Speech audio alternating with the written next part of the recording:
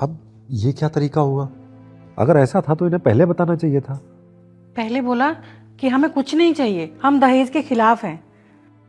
और जब बात अब आगे बढ़ रही है तो डिमांड आ रही धीरे धीरे इन लोगों में। क्या हो गया? आप लोग क्यों परेशान हो? अरे बेटा, अभी अभी ना लड़के वालों का फोन आया था। शालू उन्हें बहुत पसंद है, लेकिन वही बाकी लोगों की तरह डिमांड रख दी अपनी उन्होंने। अरे लेकिन वो लोग तो कह रहे थे कि उन्हें कुछ नहीं चाहिए। हाँ वही तो। पहले तो सब महात्मा बन के दिखाते हैं कि नहीं नहीं हमें कुछ नहीं चाहिए, हमारे पास सब है, और इसके बाद धीरे धीरे फिर डिमांड शुरू होती है। ऐसा करते हैं, इन्हें मना कर देते हैं और कोई लड़का देख लेंगे हम। अरे माँ, ये लड़का अच्छा है। पर बेटा, आप अपनी हैसियत से बढ़ के कहाँ से देंगे उन्हें सब? कितना मांग रहे हैं ये लोग? मुंह खोल कर मांगा है उन्होंने, 1 कार और 10 तोला सोना, और साथ ही ये भी बोला है कि बाकी तो आप अपनी बेटी को सब कुछ दोगे ही। अब बताओ। अरे छोड़ो, लड़कों की कमी थोड़ी ना है, और लड़का देख लेंगे हम। अरे माँ, लेकिन ये लड़का अच्छा था और इतनी मुश्किल से अच्छा घर परिवार मिला है। हाँ खैर ये तो है, परिवार तो अच्छा है, लड़का भी पढ़ा लिखा है, और सबसे अच्छी बात यह है कि शालू को शादी के बाद नौकरी की परमिशन भी दे रहे हैं। तो पापा फिर क्या प्रॉब्लम है, कर देते ना रिश्ता। अरे बेटा, कैसे करेंगे? तुम्हारे पापा रिटायर हो गए हैं अब, और पेंशन से इतना सब कुछ नहीं हो पाएगा। हाँ बेटा, तुम्हारी माँ ठीक कह रही है, हमारे लिए ये ज्यादा हो जाएगा। मुझे तो आजकल के लोगों का कुछ समझ नहीं आता है। अरे कैसे मुंह खोल के मांग लेते हैं, शर्म भी नहीं आती। और सबसे बड़ी ताज्जुब की बात तो यह है कि लड़का इतना पढ़ा लिखा होते हुए भी दहेज के लिए मना नहीं कर पा रहा है। अरे पापा, आजकल ऐसा ही है, आजकल ये नॉर्मल है।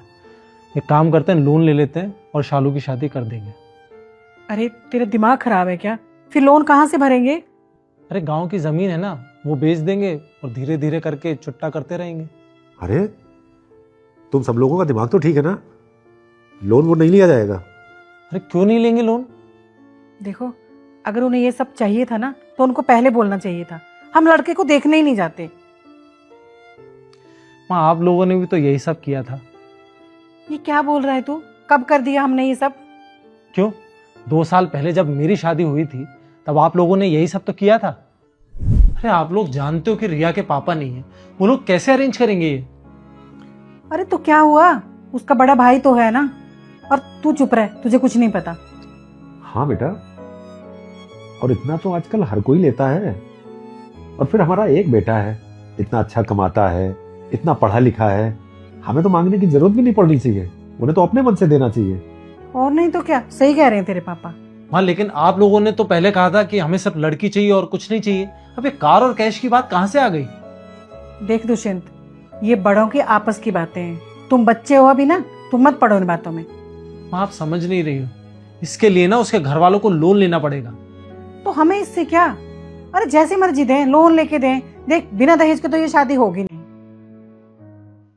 तब आपने दहेज ना लेने के नाम पर इतना कुछ लिया था, अब यही चीज वो लोग कर रहे हैं तो आपको गलत लग रहा है? और वो भी यही सब कह रहे हैं कि लड़का अच्छा है, घर परिवार अच्छा है, अच्छा कमाता है, यही सब आपने कहा था ना, तो इसमें गलत क्या है?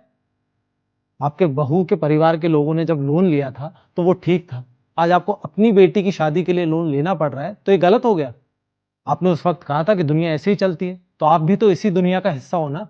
आपके पास वही लौट के आ रहा है जो आपने किया था, इसमें हैरान होने की जरूरत नहीं है।